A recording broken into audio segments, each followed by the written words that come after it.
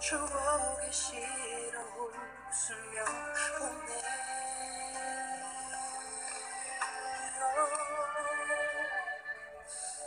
걸음이 느려서 내 맘이 느려서 닿을 듯 그대 입을 참 멀리 돌아왔죠. 그래서 아프고 그래서 그리워 웃어도 눈물 나는 내 사랑이죠. 시간이 멈춰도 가슴이 느려서 닿을 듯 그대 입을 참 멀리 돌아왔죠. 그래서 아프고 그래서 그리워 웃어도 눈물 나는 내 사랑이죠. Berjumpa kembali dengan saya Sam, teolog Protestan karismatik di BFM channel ini. Kiranya kasih karunia dan damai sejahtera dari Allah Bapa dan Tuhan kita Yesus Kristus dan persekutuan Roh Kudus menyertai kita sekalian. Pada kesempatan ini saya akan membagikan satu topik penting dari buku saya Jalan Menuju Pernikahan dan Rumah Tangga Bahagia, yaitu tentang 7 area perubahan setelah upacara pernikahan.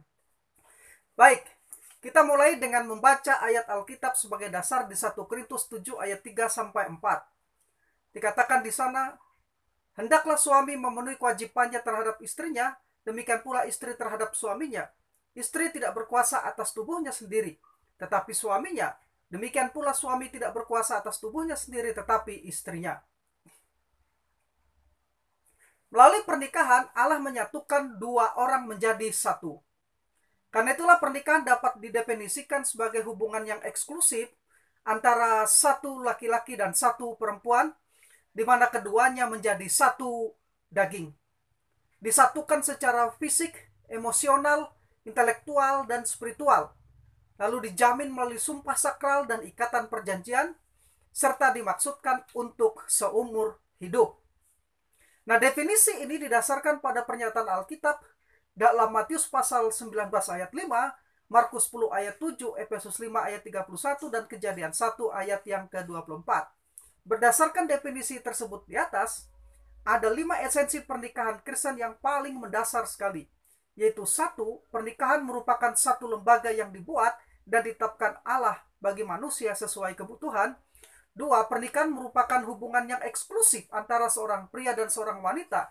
3. Pernikahan merupakan pertemuan dan hubungan antar pribadi yang paling intim. 4. Pernikahan bersifat permanen dan merupakan suatu komitmen kesetiaan untuk seumur hidup. Dan yang kelima, pernikahan merupakan suatu kopnan, suatu perjanjian yang bersifat mengikat. Nah, kelima esensi pernikahan tersebut merupakan hakikat dan fondasi penting dari pernikahan Kristen. Nah, telah dijelaskan tadi secara singkat, pernikahan dari sudut pandang Tuhan merupakan kesatuan seorang pria dan seorang wanita, yaitu seorang pria yang bersedia meninggalkan semua orang lainnya untuk bersatu dengan istrinya. Rela meninggalkan tempat tinggalnya yang nyaman, meninggalkan orang tuanya, kebebasannya, untuk menciptakan kenyamanan yang baru, tempat tinggal yang baru, prioritas kesetiaan yang baru terhadap seseorang, dan saling ketergantungan yang baru, yang mengawali proses dari suatu cara hidup yang sepenuhnya baru. Penyatuan melalui pernikahan ini memang menyebabkan banyak perubahan radikal yang terjadi. Hal ini sungguh-sungguh perlu dipahami dari awal bahwa kehidupan lajang benar-benar berbeda dari kehidupan setelah pernikahan. Banyak hal-hal yang baru yang belum pernah ditemui di masa lajang akan ditemukan dalam rumah tangga. Ada banyak tanggung jawab yang harus dipikul yang tidak pernah dipikul semasa lajang. Ada banyak tuntutan yang harus dipenuhi dalam rumah tangga yang tidak ditemui semasa lajang. Karena itu biasanya rumah tangga yang masih baru terbentuk masih lemah. Apalagi jika di dalam bimbingan pranikah, mereka tidak dibekali dengan pengetahuan yang mendasar mengenai perubahan-perubahan penting dalam kehidupan berumah tangga setelah upacara pernikahan. Nah, karena itu berikut ini saya akan membagikan secara ringkas 7 area perubahan penting yang terjadi setelah upacara pernikahan yang perlu diketahui dan dimengerti baik oleh pria dan wanita yang akan menikah atau pasangan yang baru menikah. Yang pertama adalah otoritas baru, yang kedua relasi dan tanggung jawab yang baru, yang ketiga arah dan tujuan yang baru, yang keempat relasi dan tanggung jawab yang meluas, yang kelima bersama-sama mengelola keuangan dan harta milik mereka, yang keenam program bersama dan perubahan jadwal, dan yang ketujuh minat yang lebih luas.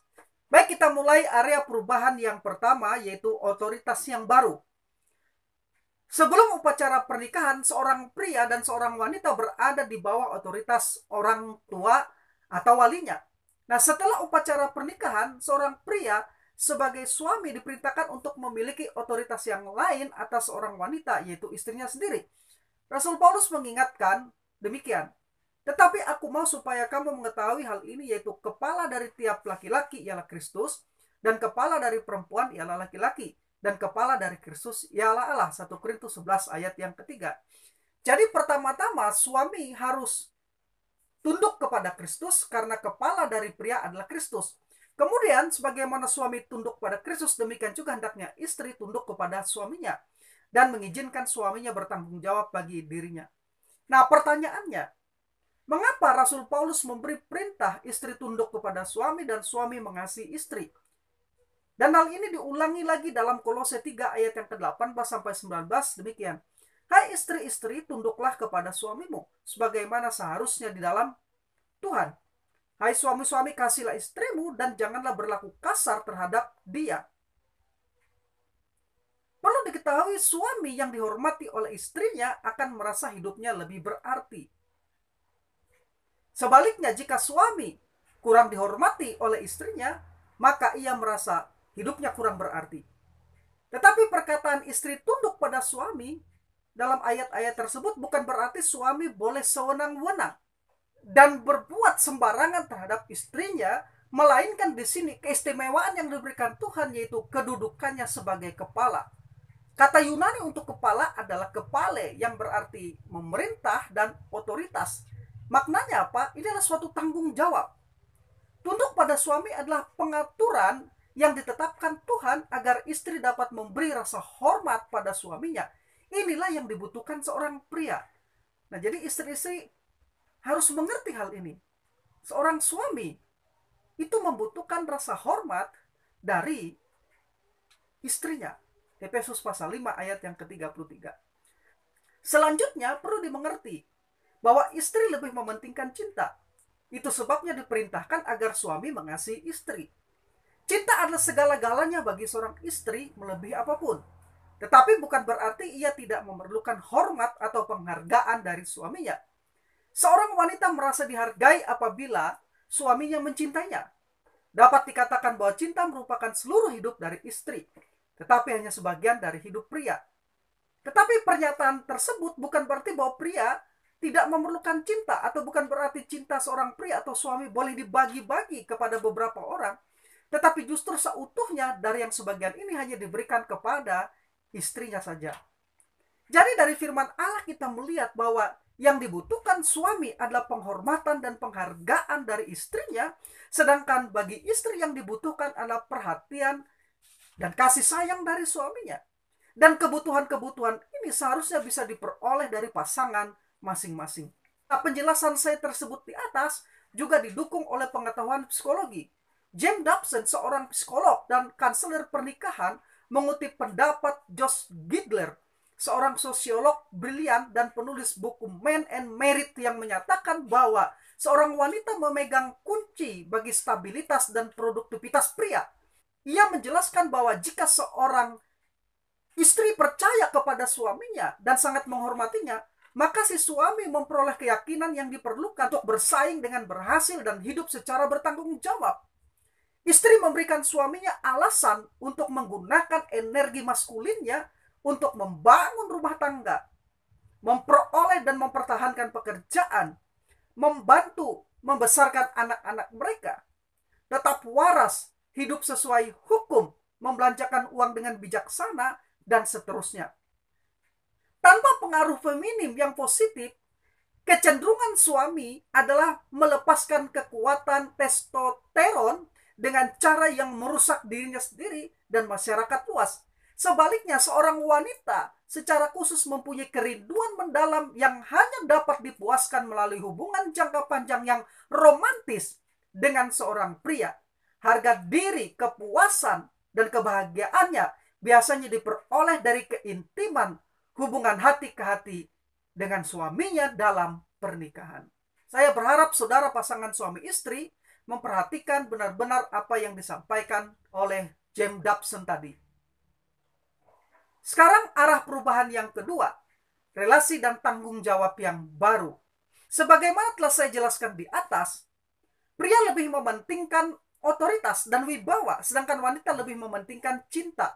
Nah, masing-masing ini adalah kelebihan, ciri khas, dan juga menjadi kelemahannya. Suami yang tidak dihormati oleh istrinya cenderung menyalahgunakan otoritas atau bahkan membagi cintanya pada wanita yang lain. Sementara istri yang tidak dicintai suaminya cenderung berusaha mengambil kendali atau hendak mengendalikan suaminya. Atau jika ia tidak mendapatkan cinta, perhatian dari suaminya, maka ia berusaha mendapatkan perhatian dari pria lain. Ini tentu saja cara yang salah. Disinilah bahayanya jika suami dan istri tidak memahami dan tidak mengerti hal tersebut. Karena itulah Rasul Paulus dalam Efesus 5 ayat 22 sampai 25 menjelaskan tentang relasi suami dan istri dalam pernikahan demikian. Hai istri, tunduklah kepada suamimu seperti kepada Tuhan, karena suami adalah kepala istri sama seperti Kristus adalah kepala jemaat. Dialah yang menyelamatkan tubuh. Karena itu sebagaimana jemaat tunduk kepada Kristus, demikian jugalah istri kepada suami dalam segala sesuatu. Hai suami, kasihlah istrimu sebagaimana Kristus telah mengasihi jemaat dan telah menyerahkan dirinya baginya. Kan? Profesor Herman Reeder Bos, seorang ahli perjanjian baru, menjelaskan ayat tersebut demikian. Saat membahas relasi dalam pernikahan, Paulus tidak mulai dari fakta keberbagian setiap orang percaya dalam tubuh Kristus, tetapi ia melihat seluruh relasi suami istri di dalam terang relasi Kristus dengan jemaat yang ia sebut sebagai relasi pernikahan. Bagi istri, hal itu berarti kewajiban untuk menyadari kewajiban suaminya sebagai pemimpin. Bagi suami, hal itu berarti kewajiban untuk mengasihi istri. Di satu pihak, kesatuan Kristus dan jemaat dijelaskan dari kesatuan misterius antara suami istri dalam pernikahan. Efesus 5 ayat 32. Di lain pihak, kesatuan Kristus dan jemaat dijelaskan dari kesatuan misterius antara suami istri dalam pernikahan. Efesus 5 ayat 32. Di lain pihak, kesatuan Kristus dan jemaat menjelaskan kesatuan pernikahan yang sejati.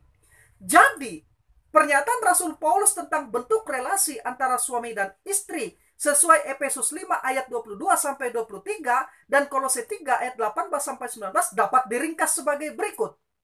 Suami mengasihi istri dan tidak boleh berlaku kasar pada istrinya, sedangkan istri tunduk dan taat kepada suami dalam segala hal.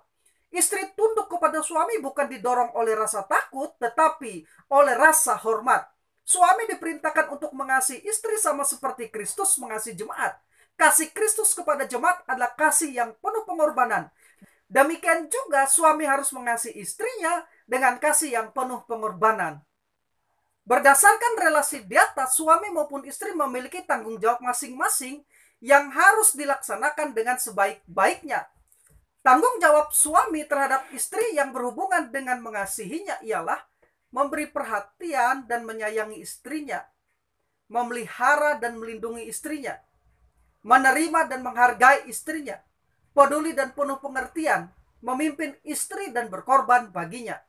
Sementara itu tanggung jawab istri terhadap suami yang berhubungan dengan tunduk kepadanya ialah mendukung dan menolong suami, menerima dan mengagumi suami, mempercayai dan menaati suami, menghormati dan lebih menghormati suami. Selanjutnya, relasi ini dapat dikembangkan oleh suami dan istri dengan cara menjadi teman dan sahabat, saling melayani dan merawat, mengatur seisi rumah, rendah hati dan murah hati, memperhatikan pertumbuhan pribadi lebih daripada hal lahiriah, dan sebagainya. Bisa dilihat di 1 Korintus 13 ayat 1 sampai 8, 1 Petrus 3 ayat 1 sampai 7. Sekarang kita lihat area perubahan yang ketiga, yaitu arah dan tujuan baru. Banyak orang memahami bahwa arah dan tujuan dari berkeluarga adalah anak. Ini merupakan salah paham yang harus diperbaiki. Anak adalah anugerah tetapi tidak menjamin kebahagiaan dan kelanggengan pernikahan. Saksikan saja, ada banyak orang berumah tangga sudah punya 1, 2, bahkan 3 anak lebih. Pada akhirnya toh mereka bercerai. Ini menandakan bahwa anak bukan menjamin kelanggengan satu pernikahan. Karena itu yang perlu diperhatikan, fokus sebenarnya dari sebuah rumah tangga adalah pernikahan itu sendiri, bukan pada anak. Justru dengan mengalihkan fokus pernikahan menjadi fokus kepada anak, akan dapat merusak kesatuan maupun kesepakatan suami istri. Anak membutuhkan rasa aman, dan rasa aman bagi anak-anak diperoleh dari ayah dan ibu mereka yang saling mengasihi, serta menerapkan prinsip-prinsip Tuhan dalam pernikahan. Anak membutuhkan rasa aman, dan rasa aman bagi anak-anak diperoleh dari ayah dan ibu mereka yang saling mengasihi, serta menerapkan prinsip-prinsip Tuhan di dalam pernikahan. Tugas dan tanggung jawab sebagai orang tua akan selesai setelah anak menjadi dewasa, menikah dan meninggalkan rumah. Tetapi, perhatikan baik, tugas dan tanggung jawab sebagai suami dan istri akan terus berlanjut hingga kematian yang memisahkan. Nah, masalahnya lah, tragisnya, ada banyak pasangan suami dan istri yang tidak lagi memiliki hubungan yang harmonis setelah anak-anak mereka dewasa, karena fokus mereka yang keliru. Karena itu, suami dan istri perlu sehati dan searah dan setujuan dalam pernikahan dengan memfokuskan pernikahan mereka agar tetap langgeng dan bahagia. Ada 3 hal yang perlu dikembangkan suami dan istri secara terus-menerus, yaitu 1, saling memberikan kebahagiaan dengan cara berkata dan bertindak yang dapat membuat pasangan bahagia. 2, menghadirkan kepuasan bagi pasangan dengan membuat hidup pasangan menjadi berarti. Dan yang ketiga, menghayati makna kesatuan yang komplementer. Apa itu komplementer? Komplementer itu berarti saling mengisi satu sama lain, menjadi pelengkap dengan saling melengkapi satu sama lain. Allah selalu membuat yang baik dan menginginkan yang baik. Yakobus 1 ayat 17. Dia menciptakan semua dalam kondisi baik. Dia menciptakan Adam sungguh amat baik. Ketika Adam sendirian, Tuhan melihat tidak baik sehingga ia menciptakan Hawa. Kejadian 2 ayat 18-24. Demikian pula dalam pernikahan, suami dan istri menempatkan semua yang terbaik dan membahagiakan pasangan di atas segalanya. Berusaha untuk membuat istri atau suami menjadi bahagia, itu adalah tugas masing-masing pasangan. Rasul Paulus mengingatkan, hendaklah kamu saling mengasihi sebagai saudara dan saling mendahului dalam memberi hormat. Roma pasal 12 ayat yang ke-10. Walaupun ayat tersebut tidak secara spesifik berbicara tentang pernikahan, sedangkan dengan sesama saja kita harus saling menghargai, saling mendahului di dalam memberi hormat. Maka adalah baik bahwa ini juga kita terapkan dalam keluarga kita untuk saling mengasihi, saling mendahului di dalam menghormati dan menghargai. Sekarang kita masuk dalam area perubahan yang keempat. Relasi dan tanggung jawab yang meluas. Pernikahan akan membawa suami dan istri pada relasi yang lebih luas. Pernikahan tidak hanya menyatukan pria dan wanita, tetapi juga melibatkan relasi dengan keluarga mereka masing-masing. Bentuk dari relasi ini antara lain relasi mertua dan menantu, relasi antara besan, dan relasi dengan paman dan bibi, relasi dengan ipar, dan lainnya. Bentuk relasi lainnya adalah relasi pertemanan atau persahabatan. Sebelum menikah, pria dan wanita masing-masing mempunyai relasi pertemanannya sendiri-sendiri. Tetapi setelah mereka menikah, suami dan istri perlu melibatkan diri dan mengenal teman atau sahabat pasangannya dan menerima pertemanan yang dihadirkan dalam pernikahan. Jadi pernikahan membawa relasi yang lebih luas lagi dalam pertemanan dan persahabatan. Secara khusus, dengan hadirnya anak-anak sebagai karunia dari Tuhan, relasi suami dan istri dalam pernikahan ini akan bertambah lagi. Kehadiran anak akan membentuk relasi orang tua dengan anak. Suami dan istri yang telah mempunyai anak kini menjadi orang tua. Nah, relasi ini disertai dengan suatu tanggung jawab, yaitu tanggung jawab orang tua terhadap anak dan tanggung jawab anak-anak terhadap orang tua. Rasul Paulus mengingatkan, hai anak-anak, taatilah orang tuamu di dalam Tuhan. Karena haruslah demikian. Hormatilah ayahmu dan ibumu. Ini adalah suatu perintah yang penting seperti yang nyata dari janji ini, supaya kamu berbahagia dan panjang umurmu di bumi.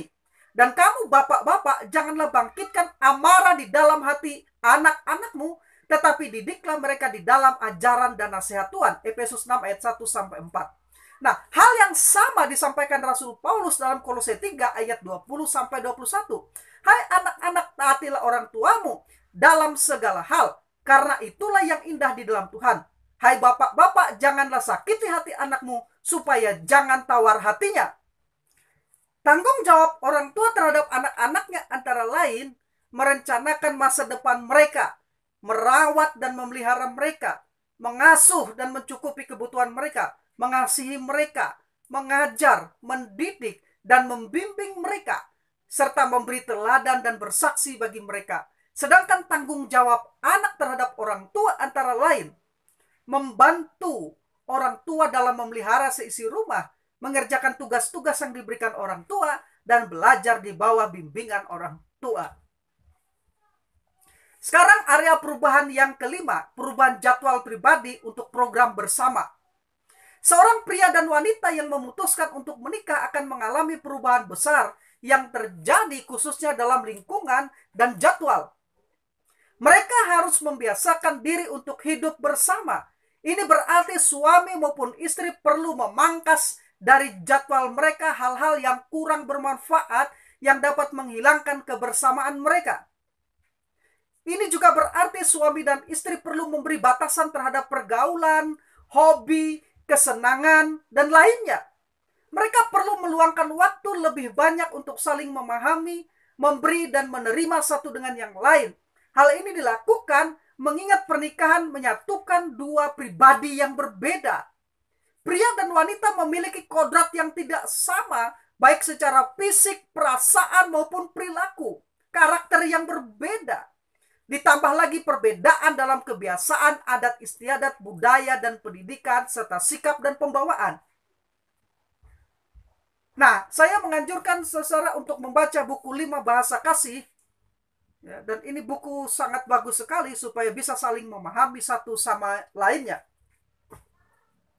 Nah, karena pernikahan itu adalah kesempatan yang diberikan Allah kepada pria dan wanita untuk hidup bersama, maka untuk menjaga kebersamaan dalam keluarga berjalan dengan baik perlu memperhatikan hal-hal sebagai berikut.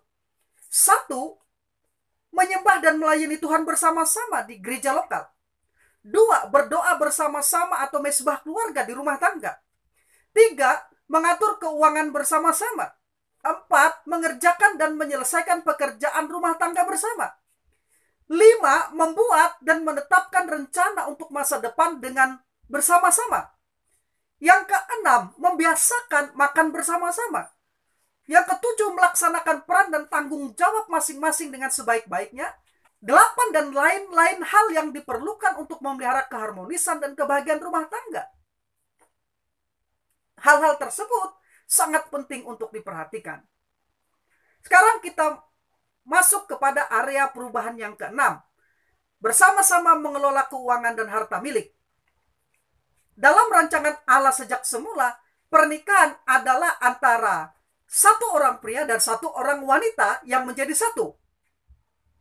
Pernikahan adalah hal yang paling misterius tetapi serius karena keduanya akan menjadi satu, kata Alkitab. Nah, artinya secara praktis keduanya akan beralih dari aku dan kau menjadi kita.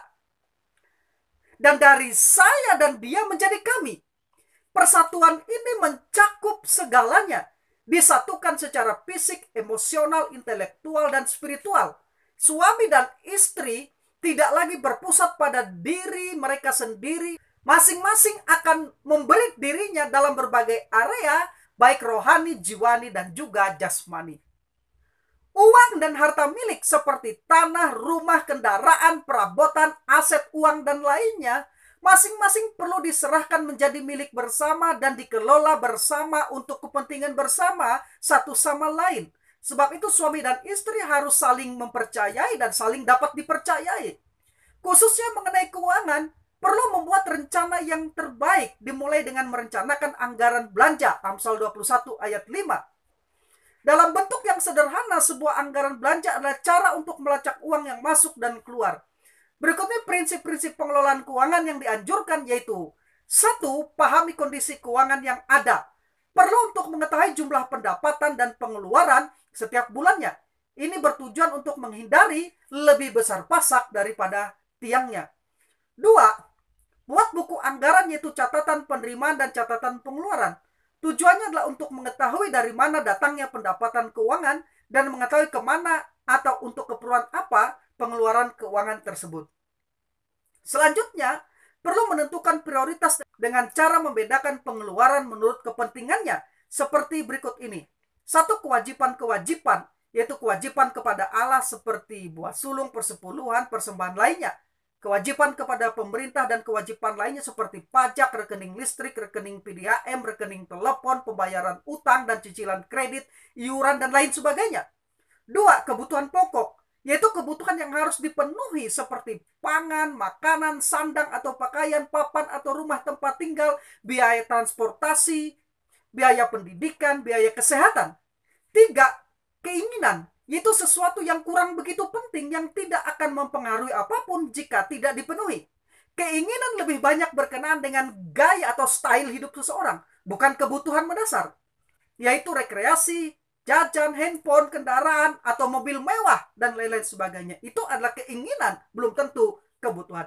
Jadi kita harus benar-benar memperhatikan hal-hal yang akan menjadi prioritas untuk kita lakukan dalam perencanaan keuangan kita. Sekarang kita masuk dalam area perubahan yang ketujuh, minat yang lebih luas. Banyak penelitian menunjukkan bahwa rata-rata orang memiliki antara 500 sampai 700 keterampilan dan kemampuan yang berbeda. Ini mungkin jauh lebih banyak daripada yang disadari. Berikut ini hanya beberapa dari yang disebutkan dalam Alkitab.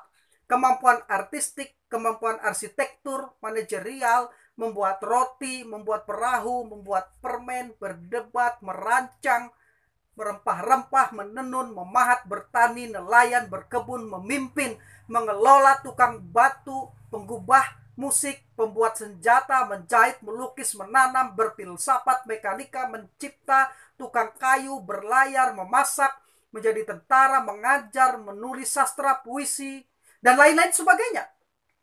Ketika suami istri menaruh minat serta dapat menerima kemampuan dan kecakapan pasangannya, hal ini akan memberi manfaat bagi mereka. Setiap pasangan adalah sebuah kajian seumur hidup. Suami dan istri perlu mengkaji pasangannya untuk mengenal dan memahami kebutuhan mereka. Penyatuan seorang pria dan wanita dalam pernikahan bukan bermaksud menghilangkan jati dirinya. Kesatuan ini adalah kesatuan yang komplementer, yaitu kesatuan yang saling mengisi dan saling melengkapi. Karena itu, minat seharusnya menghasilkan manfaat-manfaat bagi keduanya. Demikian yang bisa saya bagikan. Saya Sam, teolog Protestan karismatik. 외롭던 날들 기적인 추억이 실어 웃으며 보내